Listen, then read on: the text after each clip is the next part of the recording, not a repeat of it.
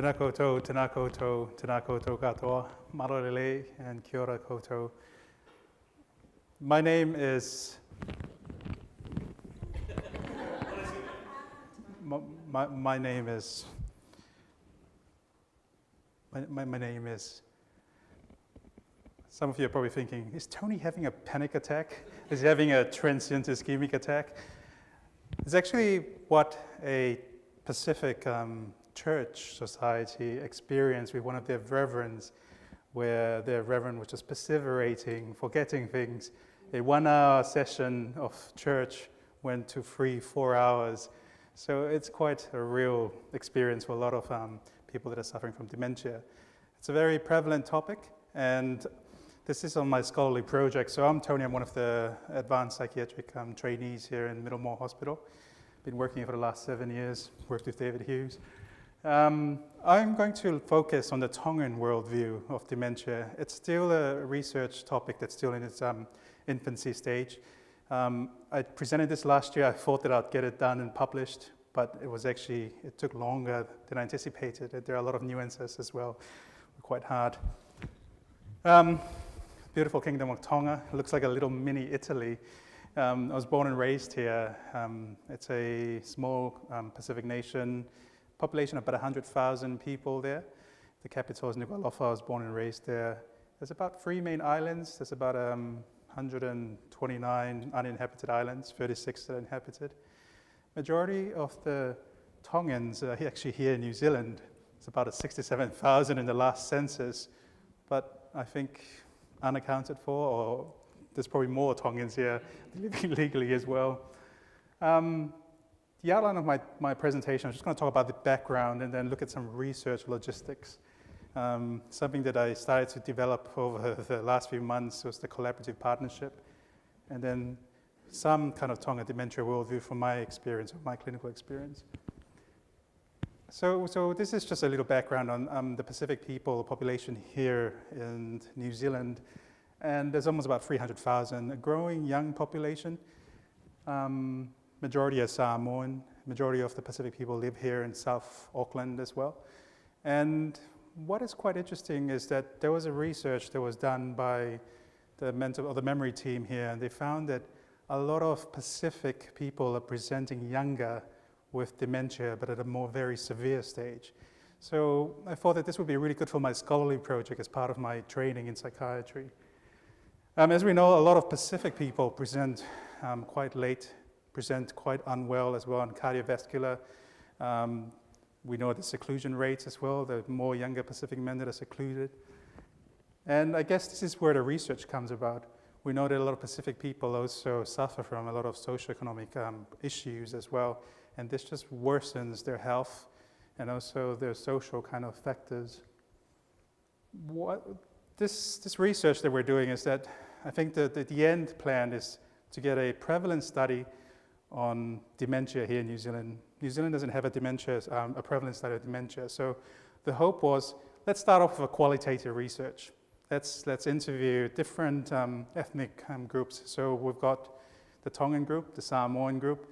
We also have the Chinese and Indian group as well, and also the Pākehā group. So we're going to do a big, huge qualitative study around New Zealand.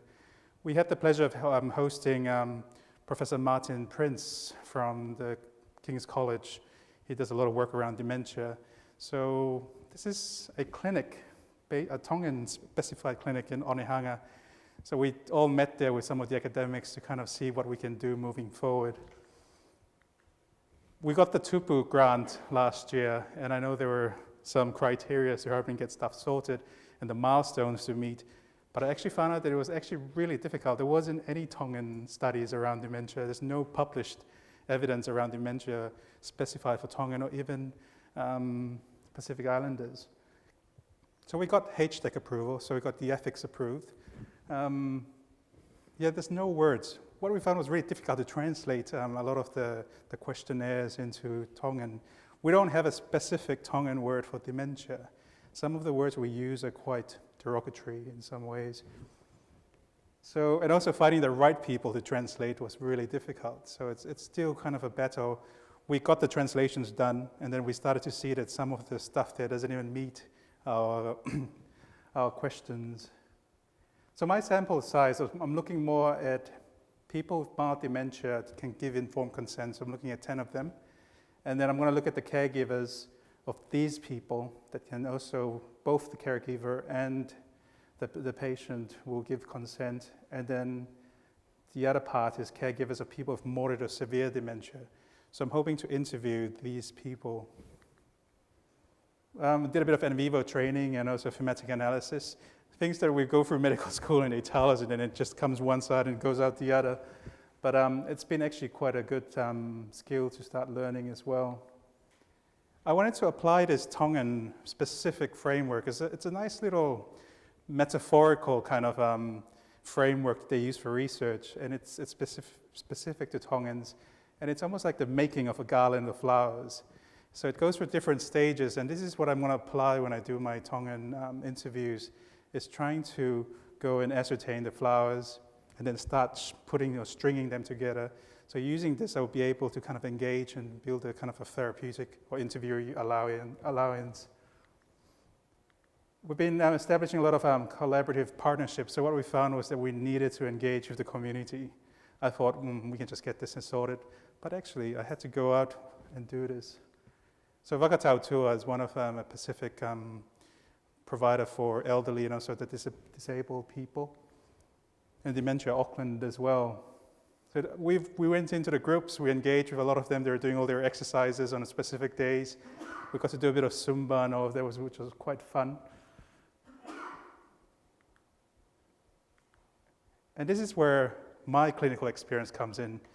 This is what the kind of information that we're hoping to get from these interviews. When I always ask a lot of Tongan patients, what do you think about dementia? Some of them say it's just the elderly process. You know, it's all part of being elderly. Once you hit 60, that's it. Your memory starts to become impaired. Some say that it's a possession. So a lot of them don't come or talk to their doctors. They rather go to like a health or a kind of like a traditional healer. So a lot of people were saying there's more possession to be, so they don't come and engage with health services. Some say it's a generational curse, which is quite interesting. Some people think it's just unresolved grief. Too much unresolved grief, then you end up having a loss of memory.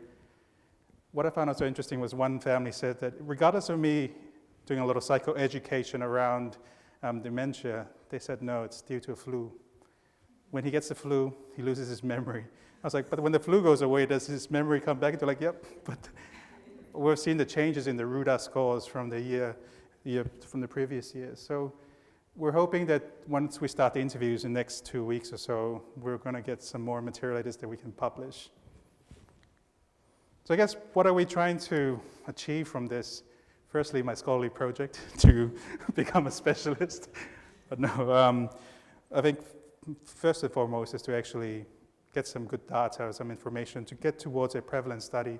This will also help us inform kind of policy and legislation. What kind of services can we provide for a lot of Pacifica families? And what is the understanding around dementia? So I hope that this study will help to kind of shape around kind of the way we proceed with the services for dementia. Cool. I beat the time, David.